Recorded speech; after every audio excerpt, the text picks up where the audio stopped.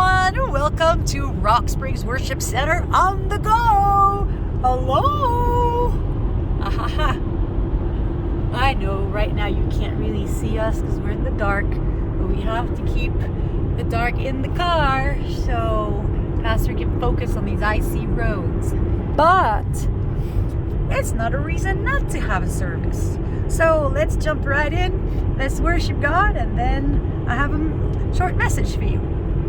So come on and join us. We're going to sing that God is able. God is able. He will never fail. He is Almighty God. Greater than all we think. Greater than all we know. He has done great things. Lifted up. He defeated the grave. Raised to life. Our God is able. In His name we overcome.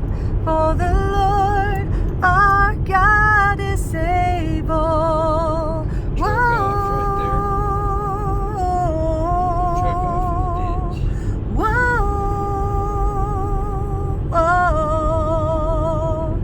God is with us. God is on our side.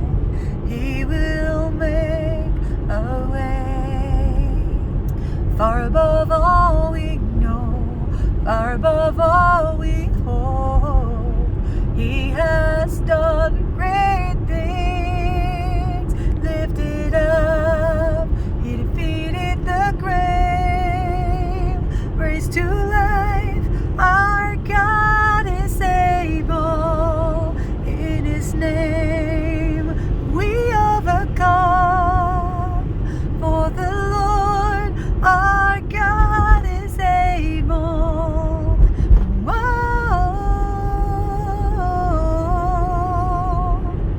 whoa, oh. Yes, God is with us. God is on our side. He will never leave us. He will never leave us. God is for us.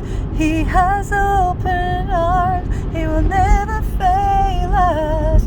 He will never fail us. Oh, God is with me. He has gone before. He will never fail me. He will never fail me. Oh, God is for me. He has open arms. He will never leave me. He will never leave me. Lifted up, you defeated the grave. Raised to life, my God, you're able. In your name I overcome. For oh God, my Lord, you're able. Thank you, Lord, you're more than able. And you work in me, you work inside of me. You work for me, you work through me. And this is the message I had for you tonight. If you want to look with me, Romans 2, verse 14 and 15. Let's look together. Romans 2, verse 14 and 15. For when Gentiles, so look at that. For when Gentiles who do not have the law by nature do what the law requires, they are a law to themselves, even though they do not have the law. They show that the work of the law is written on their heart, while their conscience also bears witness, and their conflicting thoughts accuse or even excuse them. So it is talking about obeying the law. They do what law, although they don't have it, they don't really know, but inside of them, they still do the right thing or the right things, here. For when Gentiles who do not have the law by nature do what the law requires. So they do what the law requires, yet God still called them Gentiles.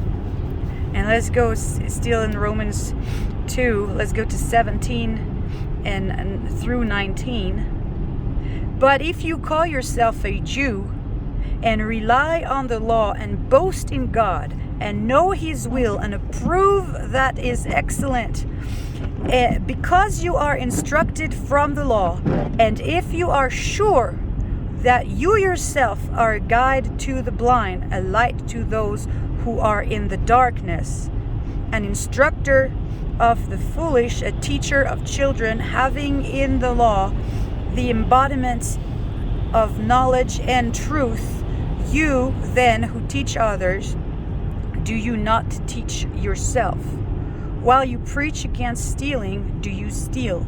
I'm just keeping on reading that. It says, talk about like, know the law for yourself. Don't just teach it. Don't just talk about it. And because you know what it's right, but what does it do to you? So knowing the law doesn't produce a heart that wants to follow it. You know the law, but doesn't change. You still have to check if it's who you are or not. And let's steal Romans 2. Look at verse 28 and the beginning of 29. Oops, I closed my app, my Bible app. Let me reopen it. So Romans 2 verse 28, beginning of 29. For no one is a Jew who is merely, and when it says the Jew is because they're still talking about belonging to God in that way.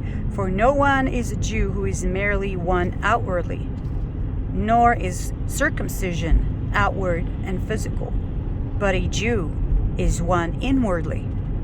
And circumcision is a matter of the heart. So a true Christian, a true child of God, has a changed heart.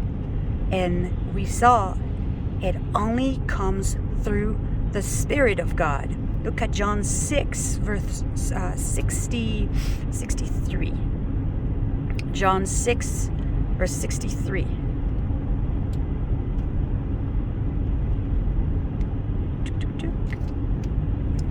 I have my app right there. It is the Spirit who gives life. The flesh is no help at all. If you can't focus on that, the flesh is no help at all. The words that I have spoken to you are spirit and life.